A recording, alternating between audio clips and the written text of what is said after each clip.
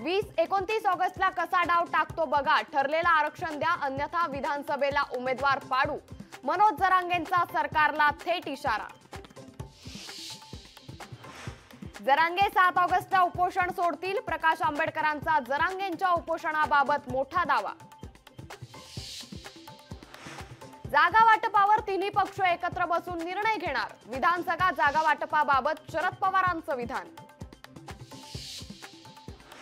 महाविकास आघाडी सत्तेत आल्यास सर्व योजना बंद होतील, चंद्रशेखर बावनकुळेंचा महाविकास आघाडी नेत्यांवर हल्लाबोल।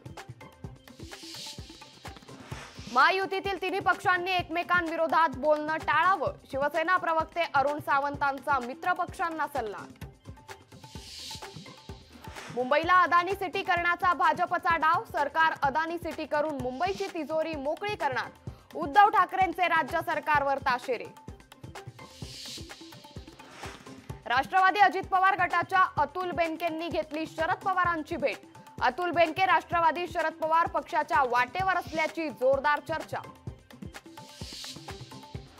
यूपीएससीचे अध्यक्ष मनोज कुमार सोनींचा वैयक्तिक कारणावरून राजीनामा, कार्यकाळ संपण्याआधीच सोनींनी राजीनामा दिल्यानं चर्चांना उधाण।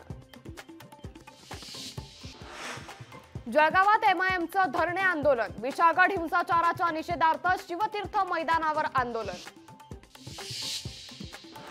बीडच्या ज्ञानराधा पतसंस्थेच्या गैरव्यवहारातील धक्कादायक आकडा समोर, खातेदारांचे 3,715 कोटी 58,72,000 रुपये अडकले।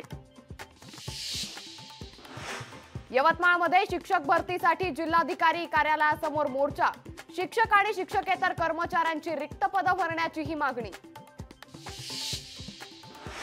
कर्जत महावितरणावर नागरिकांचा धडक मोर्चा, सुधारणा झाली नाही तर 1 ऑगस्ट पासून साखळी उपोषण करणार, नागरिकांचा इशारा।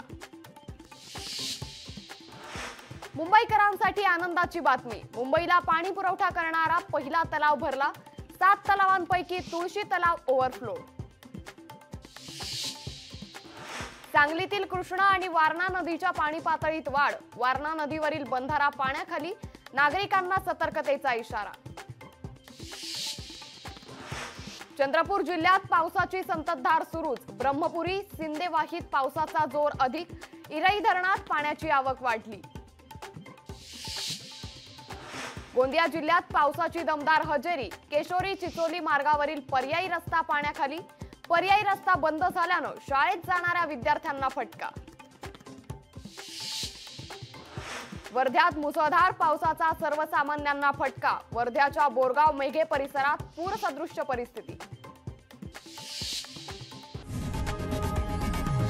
लोकशाही मराठी ऐका, पहा, जागरूक रहा।